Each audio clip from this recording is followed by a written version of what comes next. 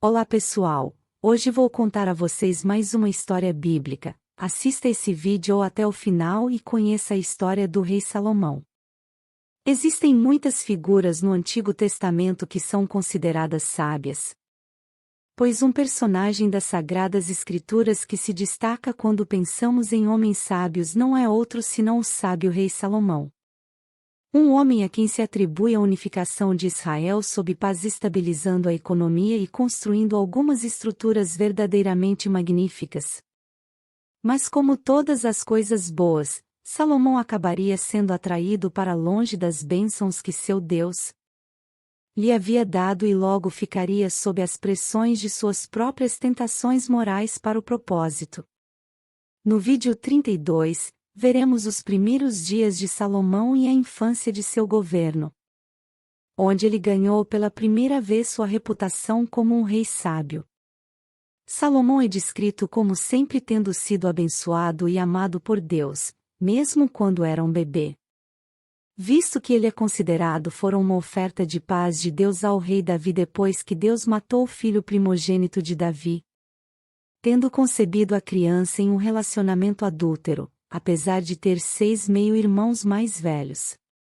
Enquanto o rei estava fora para fazer Salomão rei, evidentemente, havia outros que acreditavam que Salomão era especial e como rei, seu potencial floresceria e todos se beneficiariam ao eleger Salomão. Também se pode dizer que eles negaram o ambicioso Anúncio Níger, outro filho do rei Davi que assumiu o trono quando Salomão se tornou rei. Ele foi muito rápido em vencer sua oposição e assumiu o papel de rei. Embora ele próprio não tivesse muita certeza de que a história do julgamento de Salomão começa onde Deus aparece a Salomão depois de ter ficado satisfeito com a maneira como ele subiu ao trono. Ele diz a Salomão que deseja conceder-lhe tudo o que ele deseja e que tudo o que ele precisa fazer é pedir.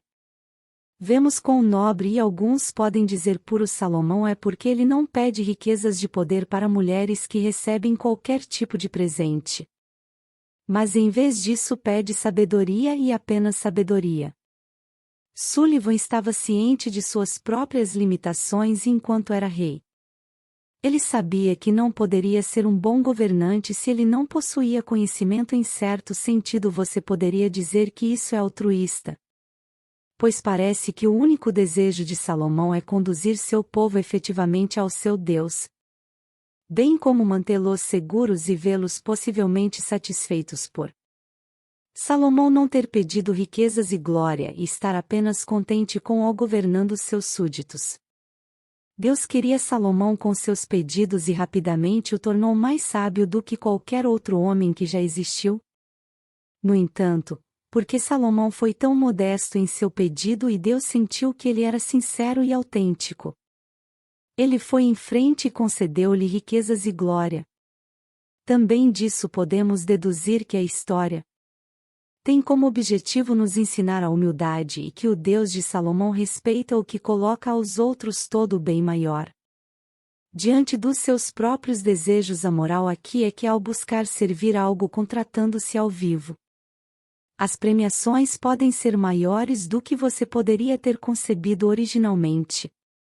Pouco tempo depois de ter recebido sua sabedoria de Deus para as mulheres, alguns as descreveram como prostitutas que vieram diante de Salomão com um dilema. As mulheres moravam na mesma casa e ambas deram à luz cedo recentemente, no entanto, um dos bebês morreram. Entende-se que a mãe do bebê morto trocou seu bebê pelo que estava vivo. Quando esta mãe acordou, ela percebeu que aquele bebê morto em sua posse não era dela. Ela confrontou a outra mulher, mas ela negou qualquer conhecimento de isso e negou a acusação feita contra ela. O rei Salomão foi considerado que apenas o homem é estúpido o suficiente para determinar quem era a verdadeira mãe. Parece que Salomão também foi rápido em sua decisão, embora ele não tenha simplesmente escolhido sem razão. Ele disse a um de seus servos para cortar o bebê ao meio para que ambas as mulheres ficassem com um pedaço da criança. A falsa mãe aceitou a decisão, mas a outra mulher gritou que Apesar de ser a verdadeira mãe do bebê, ela estava disposta a entregar a custódia do bebê para outra mulher se o bebê pudesse viver.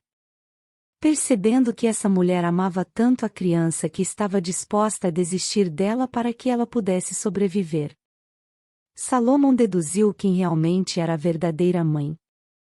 Engenhosamente resolvido o problema, sua reputação quando sábio rei começou a se espalhar. As duas mulheres em questão nunca são nomeadas, mas entende-se que as duas são prostitutas ou pelo menos viúvas.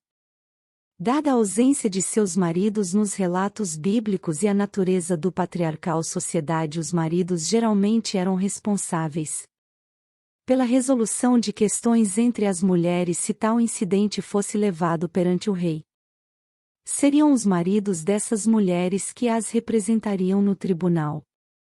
Uma interpretação judaica explora a ideia de que as duas mulheres são parentes, uma sendo a sogra e a outra a nora, ambas tendo dado à luz após a morte de seus respectivos maridos. Devido a um costume da nora que era mentirosa, neste caso teria que se casar com o cunhado. Pois o cunhado era o filho vivo, ela foi obrigada a se casar com ele quando ele atingisse a maioridade. Mentindo sobre o menino ser seu próprio filho, ela não seria obrigada a se casar com ele. Mas quando Salomão sugeriu cortar a criança ao meio, isso a absolveria de qualquer responsabilidade para com a criança. Então ela estava praticamente disposta a concordar com o assassinato da criança.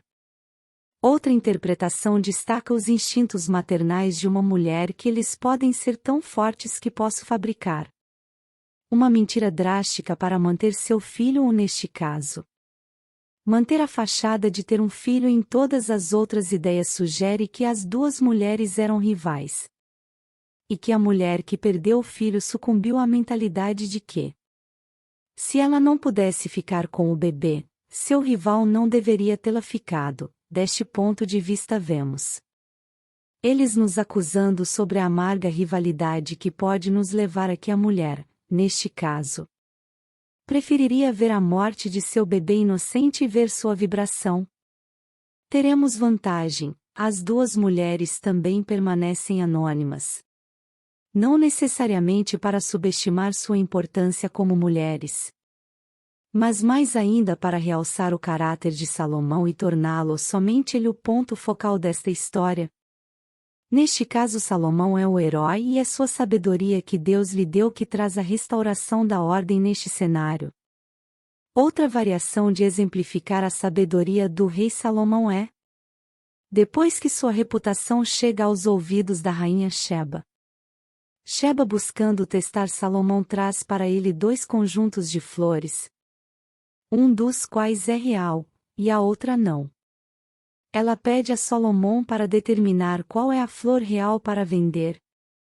Dada ela que eles conheceram praticamente o mesmo, incapaz de simplesmente decidir como aconteceu com as duas mulheres, Salomão resulta em uma solução lógica onde ele abre as janelas e 2 abelhas voando e desfilando em torno das flores realçava.